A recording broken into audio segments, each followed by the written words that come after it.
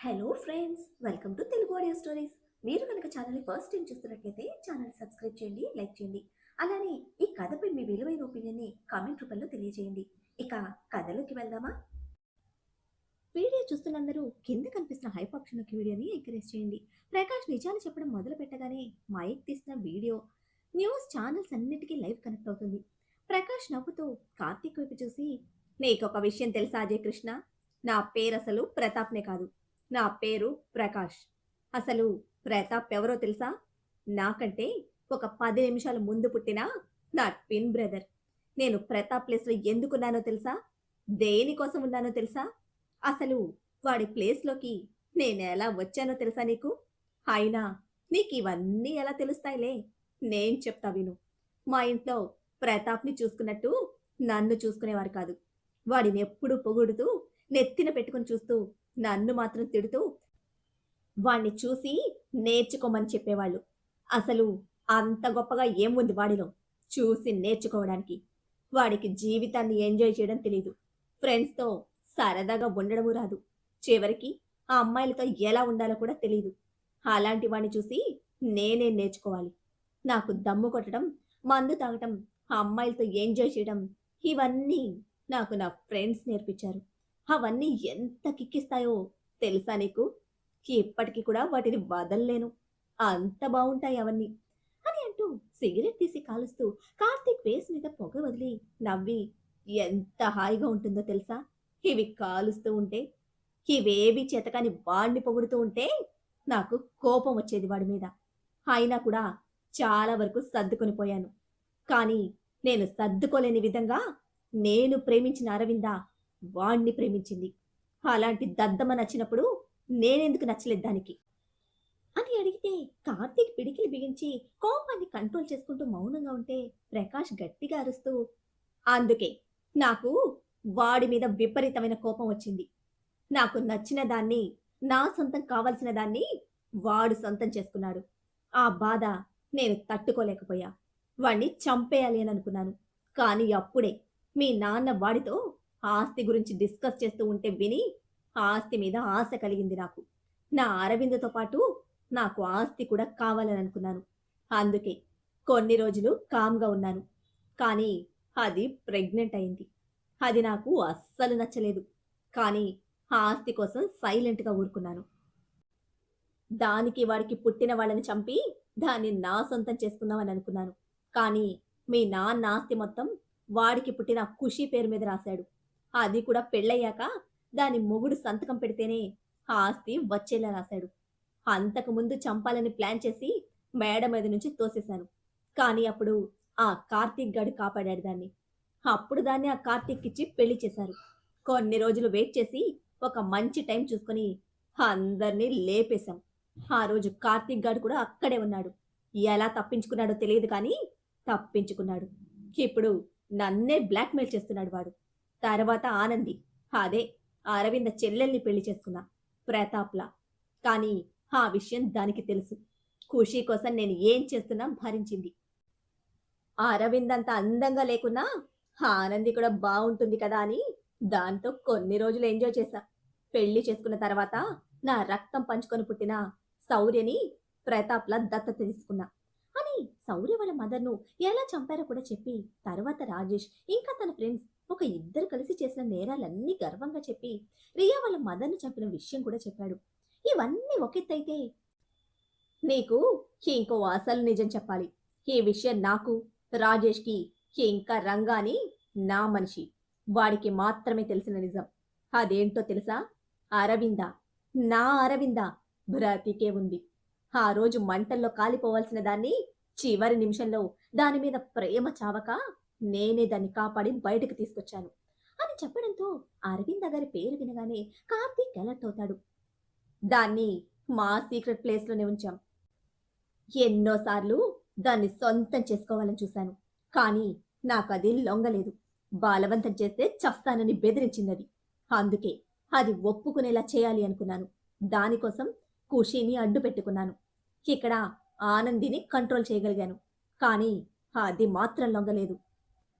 ఇంకా అది ఎప్పటికీ నాకు లొంగదని అర్థమైంది.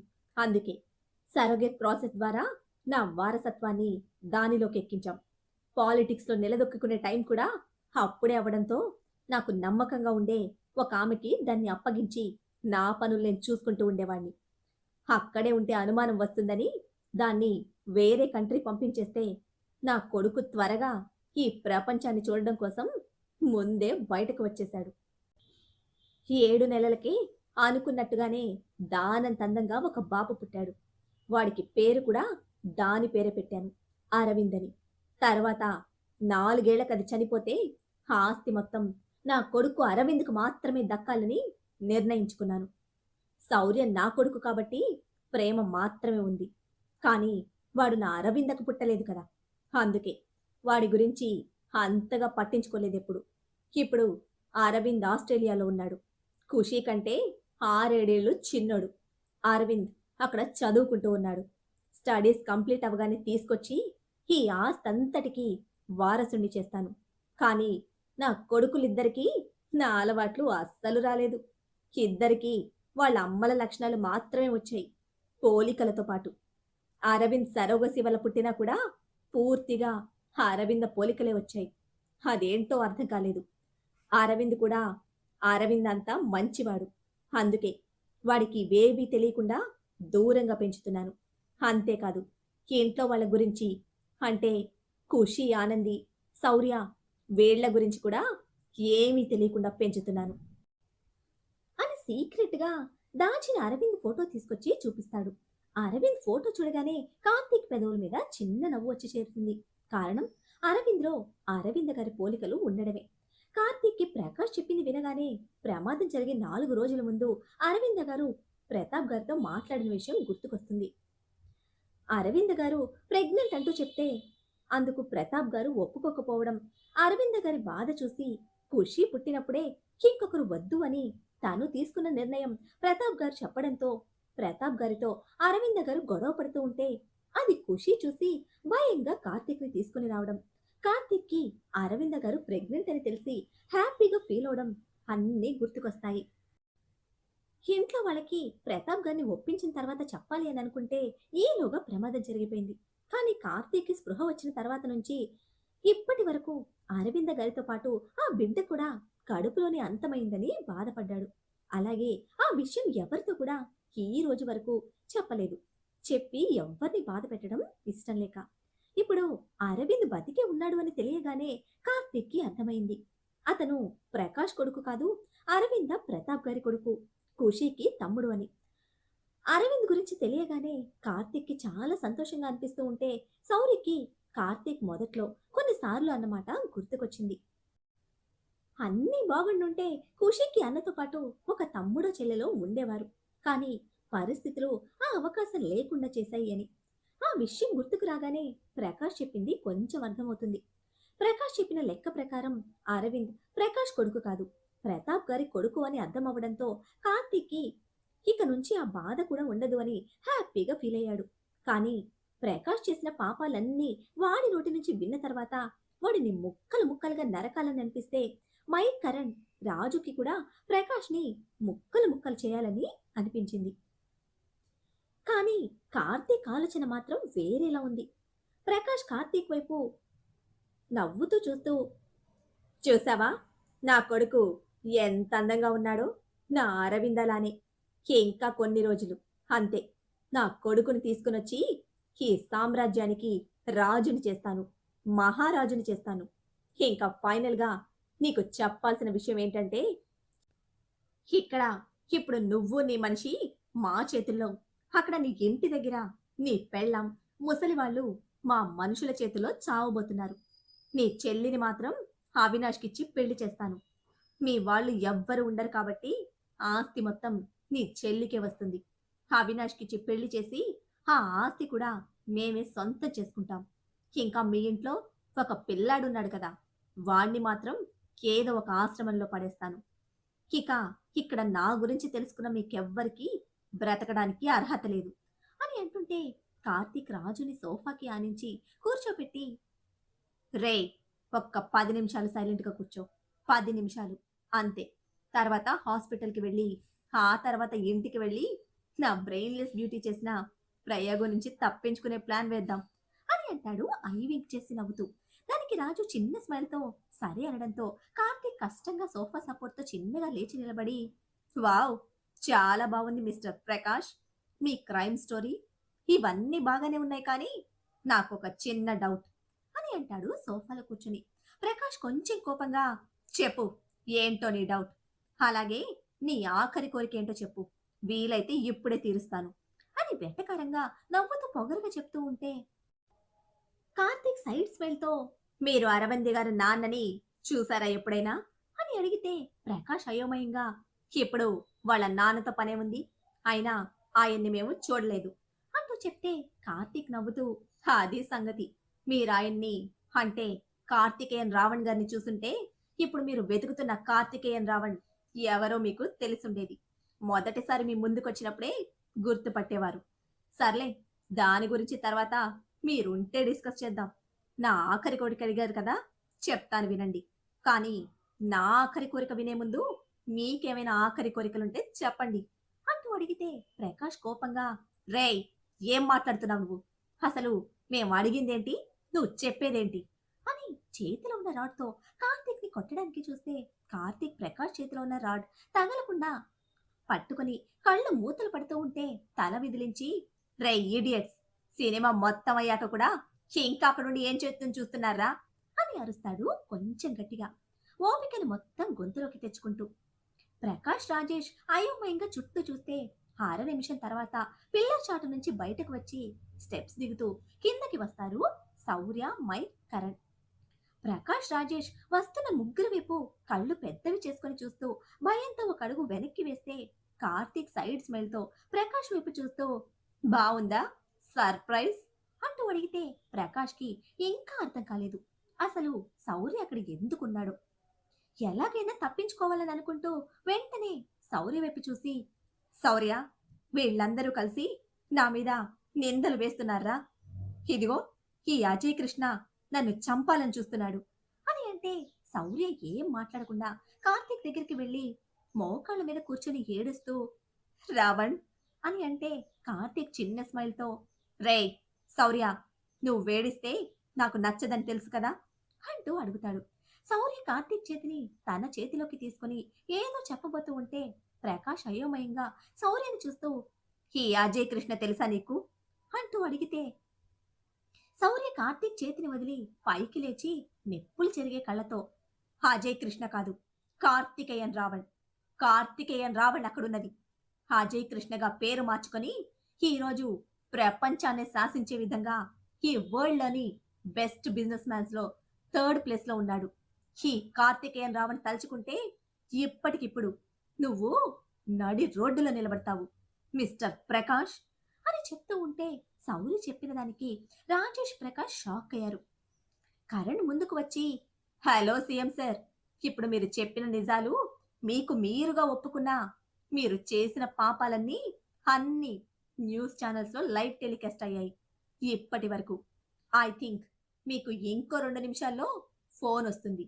ఆ తర్వాత ఒక 10 నిమిషాల్లోపే మీకోసం ఫుల్ ఫోర్స్తో పోలీసులు వస్తారు అని చెప్తూ ఉంటే అజయ్ కృష్ణనే కార్తికేయన్ రావణ్ అన్న నిజం నుంచి ప్రకాష్ ఇంకా తేరుకోడు.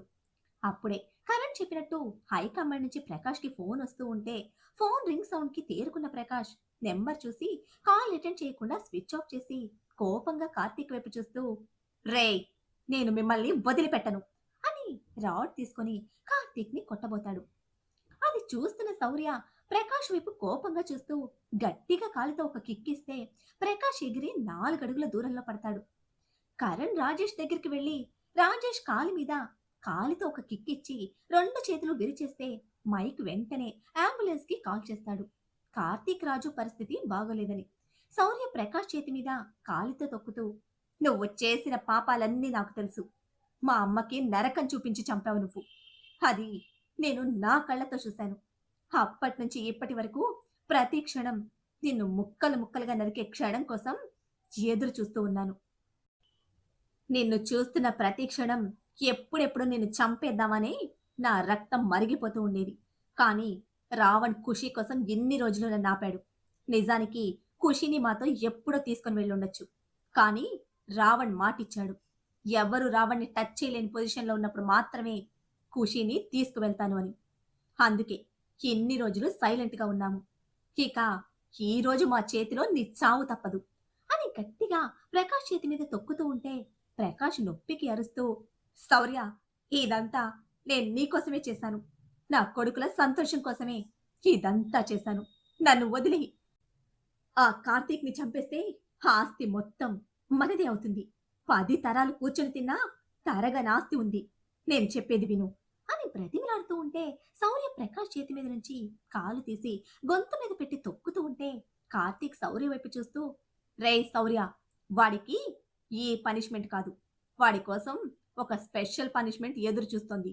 వదిలేయ్ అని అన్నాడు. శౌర్య కార్తీక్ వైపు కోపంగా చూస్తూ, నో రావణ్, వీణ్ణి నా చేతులతోనే నేనే చంపేస్తాను. అప్పుడే అమ్మ ఆత్మకి శాంతి లభిస్తుంది. వీడి విషయంలో నేను ఎవ్వరి మాట వినను అని అంటుంటే కార్తీక్ కొంచెం సీరియస్‌గా, రేయ్, వీడి వల్ల నష్టపోయిన వాళ్ళలో అందరికంటే ఎక్కువ నష్టపోయింది నువ్వు మాత్రమే కాదు. ఆనంది అత్త, ఐరా, కరణ్, నేను. చివరికి అరవింద్ కూడా నష్టపోయాడు.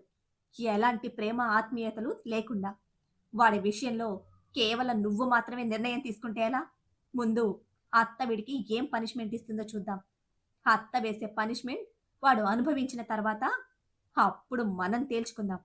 ఎవరు ఏ పనిష్మెంట్ ఇవ్వాలి అనేది అని నిప్పు రవ్వలా మారిన కళ్ళతో ప్రకాష్ వైపు చూస్తూ చెప్తే శౌర్య అసహనంగా ప్రకాష్ గొంతు మీద నుంచి కాలు తీసి మైక్ వైపు చూస్తూ, ముందు వీణ్ణి నా ముందు నుంచి తీసుకువెళ్ళు, లేదంటే ఇప్పుడే చంపేస్తాను అని ఆవేశంగా చెప్తూ ఉంటే మైక్ ప్రకాష్ని, కరణ్ రాజేష్ని తీసుకుని బయటకు వెళ్లారు.